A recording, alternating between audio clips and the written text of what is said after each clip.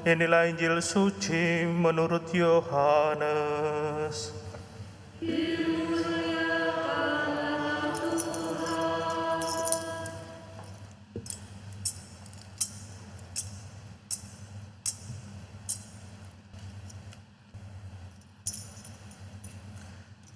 Ketika Yesus dihadapkan ke pengadilan, bertanyalah Pilatus kepadanya, "Apakah engkau raja orang Yahudi?" Jawab Yesus, "Apakah engkau katakan hal itu dari hatimu sendiri, atau orang lain yang mengatakannya kepadamu tentang aku?" Kata Pilatus, "Apakah aku seorang Yahudi? Bangsamu sendiri dan imam-imam kepala yang telah menyerahkan engkau kepadaku. Apakah yang telah engkau perbuat?" Jawab Yesus, "Kerajaanku bukan dari dunia ini. Jika kerajaanku dari dunia ini, pasti hamba-hambaku telah melawan, supaya aku jangan diserahkan kepada orang Yahudi. Akan tetapi kerajaanku bukan dari sini." Lalu kata Pilatus kepadanya, "Jadi engkau adalah raja?" Jawab Yesus, "Engkau mengatakan bahwa aku adalah raja. Untuk itulah aku lahir dan untuk itulah aku datang ke dalam dunia ini, supaya aku bersaksi tentang kebenaran. Setiap orang yang berasal dari kebenaran mendengarkan suaraku." Demikianlah sabda Tuhan.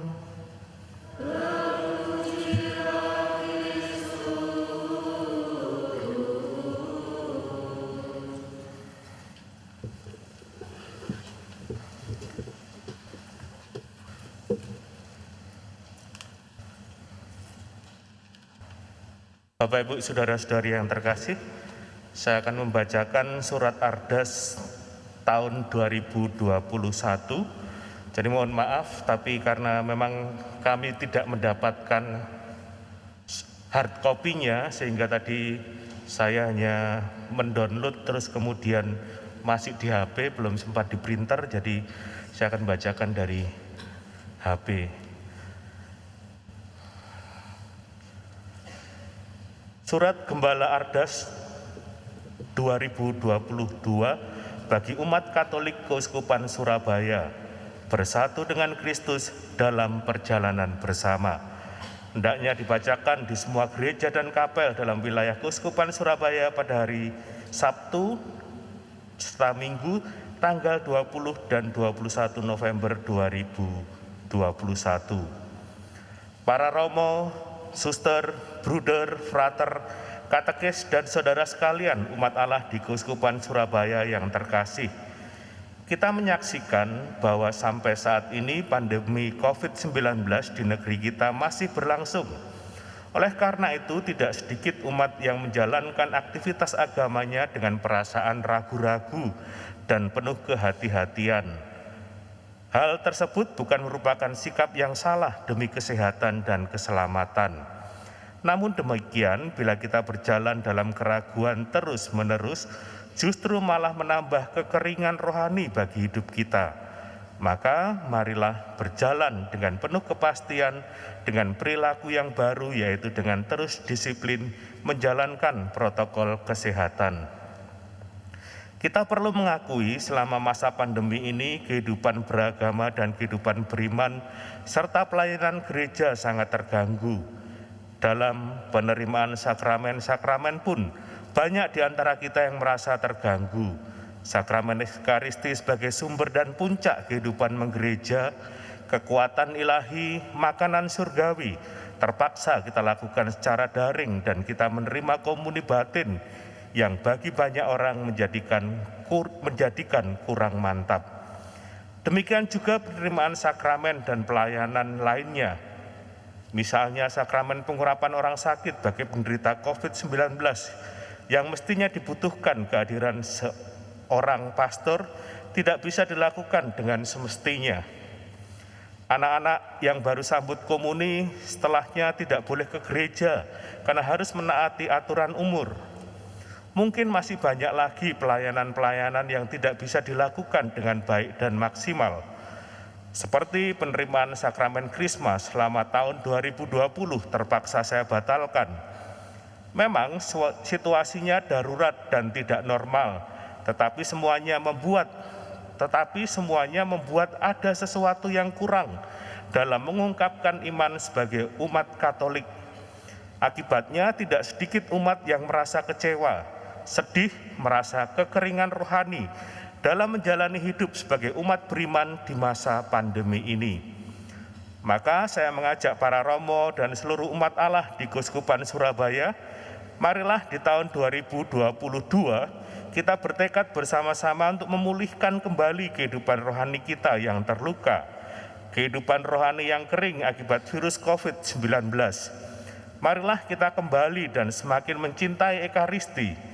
Saya tidak mengatakan bahwa saat ini Anda tidak mencintai Ekaristi, tetapi saya mendengar hanya dengan melihat YouTube di acara misa, Anda sudah merasa merayakan misa. Apalagi acara misa yang Anda lihat di YouTube itu merupakan siaran tunda. Hal seperti itulah yang kurang tepat. Untuk itu, marilah kita merayakan Ekaristi dengan benar. Dan seandainya Anda masih ada kekhawatiran, cemas, takut, sehingga Anda terpaksa harus mengikuti Ekaristi dengan cara live streaming atau daring, hal itu haruslah dilakukan dalam waktu yang sama. Maksudnya bukan merupakan siaran tunda. Demikian juga marilah membangkitkan kembali dinamika persekutuan di paroki, lingkungan, dan komunitas. Kita tahu bahwa gereja bukan sekedar organisasi saja, tetapi merupakan kumpulan anggota umat Allah yang hidup bersekutu, bersatu dalam nama Tuhan. Kehidupan menggereja terbangun dalam semangat kebersamaan, berusaha menolong anggotanya yang mengalami kesulitan atau kesusahan, karena kita adalah satu kesatuan keluarga gereja Allah. Gambaran mengenai persekutuan model jemaat perdana dapat menjadi cermin bagi kita untuk membangun persekutuan umat di lingkungan. Cara hidup umat perdana ini tetap menjadi cita-cita yang terus-menerus diupayakan, diperjuangkan, dan diwujudkan sepanjang waktu. Bandingkan Kisah Para Rasul bab 4 ayat 32 sampai 37. Buku pertama seri Mupas halaman 7. 5 hal di dalam membangun persekutuan adalah persaudaraan, mendengarkan sabda, solidaritas, perayaan iman atau doa, dan memberi kesaksian iman.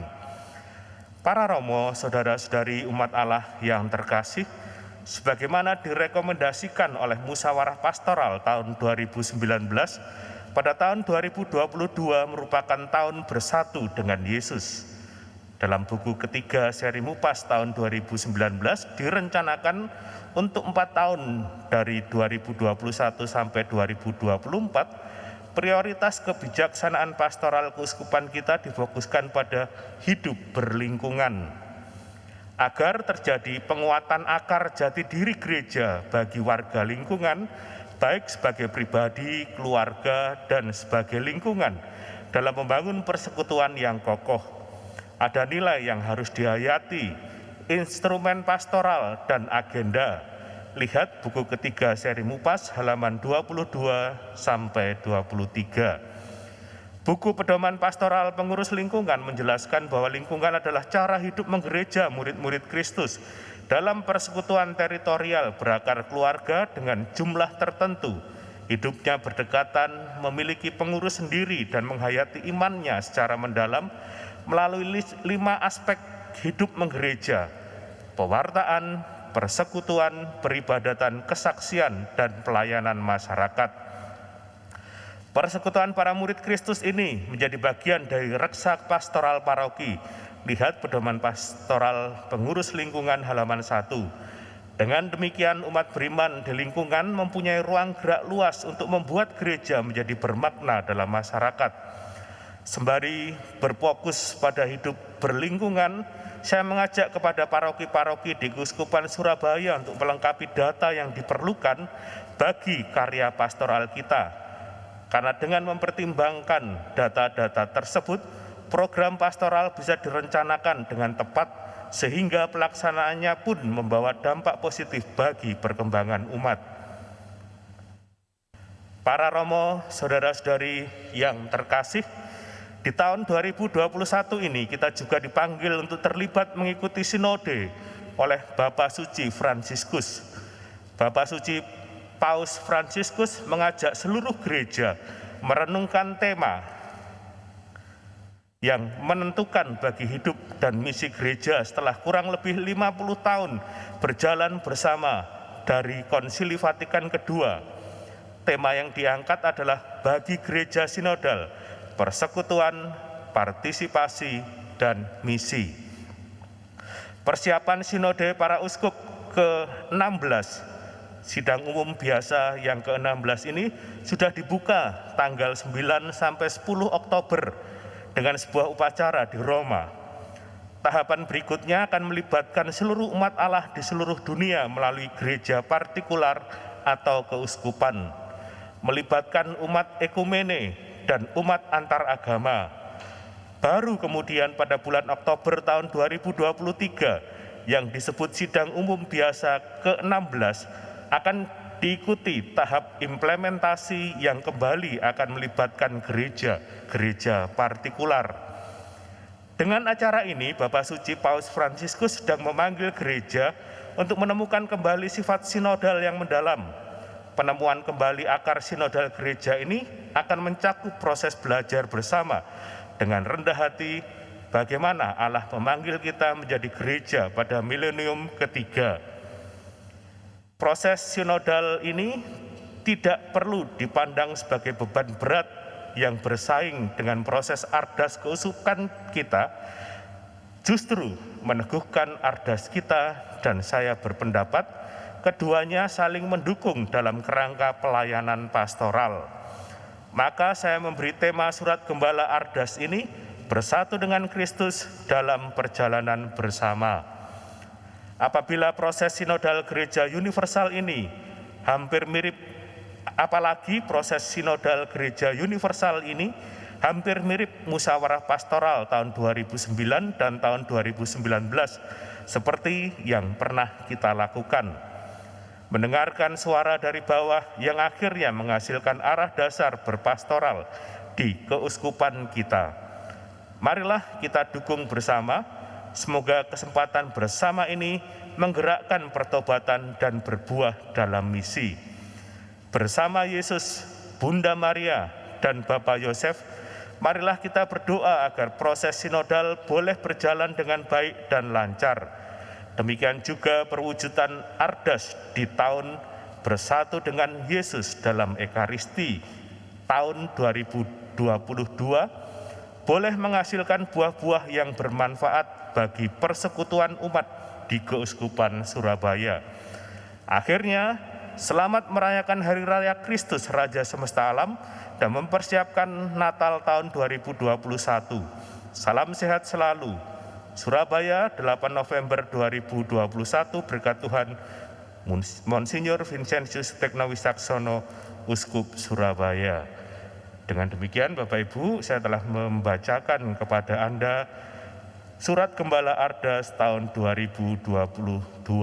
Kita lanjutkan, kita bangkit berdiri, kita perbarui iman dan kepercayaan kita.